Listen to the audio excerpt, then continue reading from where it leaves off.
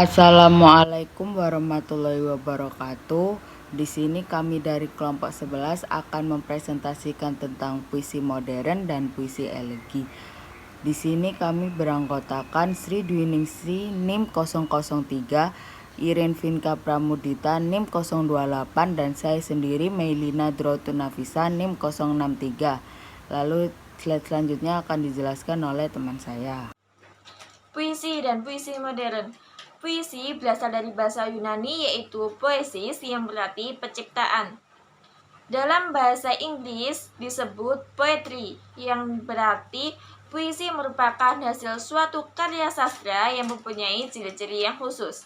Puisi modern adalah bentuk puisi bebas, terutama dalam hal jumlah baris, tiap bait maupun persajakannya. Puisi modern tidak terikat dengan aturan jumlah baris, rima, dan aturan lainnya. Menurut Sultan, puisi modern adalah puisi-puisi yang timbul ketika masyarakat telah mendapatkan pengaruh kebudayaan dunia. Nah, slide yang selanjutnya yaitu menurut Sutoro 1989 nomor 65, puisi modern terbagi atas balada, romance, elegi, himne, dan ode.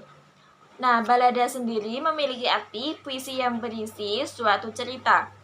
Yang kedua, romance, yaitu puisi yang berisi luapan perasaan kasih sayang terhadap kekasih. Yang ketiga, elegi, yaitu puisi yang mengungkapkan rasa duka atau keluh kesah karena sedih, rindu atau murung, terutama karena kematian seseorang.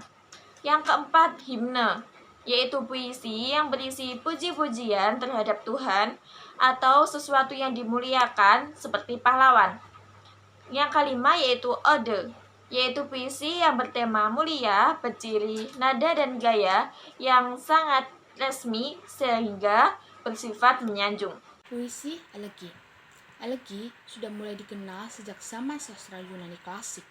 Pada masa itu, elegi merupakan bentuk puisi yang sangat menonjol. Sebelum muncul bentuk sastra ode, elegi menyita perhatian tersendiri dari lagu pelengkap dan umumnya dituliskan dalam distik atau dalam satuan stropik, bait yang terdiri atas satu baris dalam heksameter dan baris dalam pentameter. Elegi biasanya dilihat sebagai ekspresi dari kesedihan. Puisi elegi adalah puisi yang berisi tentang kesedihan. Kata elegi diambil dari bahasa Yunani yaitu elegia yang memiliki arti meratapi atau bersedih hati. Istilah elegi menurut sastra Yunani dan Romawi, puisi apapun yang ditulis dalam elegia meter yang berarti mengandung garis heksameter dan pentameter tidak beraturan. Pokok bahasan dalam elegi juga berisikan tentang pengobatan dan kerugian yang beraturan, kemudian diartikulasikan ke dalam bentuk syair elegi yang bertemakan cinta. Ciri-ciri elegi. Yang pertama, elegi biasa dimulai dengan ratapan kehilangan nyawa atau kehilangan sesuatu.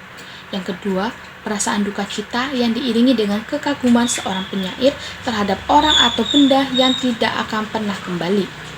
Yang ketiga, elegi biasanya berupa lirik yang fokus pada ekspresi sentimen, keyakinan, atau opini. Yang keempat, bahasa dan struktur yang digunakan adalah formal dan seremonial. Yang kelima, elegi dapat didasarkan pada kefanaan hidup seseorang atau daya pikat dan keindahan seseorang yang sangat dekat dengan hati pembicara. Yang keenam, seorang yang menuliskan elegi biasanya dapat mencari jawaban atas pertanyaan-pertanyaan yang seringnya berhubungan dengan kehidupan dan juga kematian atas moralitas jiwa. Yang ketujuh, tak hanya kesedihan, elegi juga diungkapkan dengan perasaan kebencian atau kemarahan yang diakibatkan atas peristiwa kehilangan atau kematian. Yang kedelapan, tahap ketiga atau terakhir dalam elegi adalah terkait dengan konsolidasinya. Pada bagian ini memiliki sifat yang lebih religi atau penuh harapan di mana penyair akan mendamaikan dirinya sendiri, kemudian pada akhirnya akan menemukan beberapa bentuk hiburan. Yang kesembilan, beberapa jenis elegi seringkali bersifat pribadi, impersonal, atau pastoral.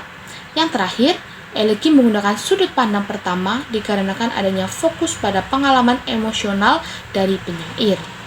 Slide selanjutnya yaitu jenis elegi. Yang pertama yaitu ada elegi personal atau pribadi, yang kedua ada elegi impersonal, yang ketiga ada elegi pastoral.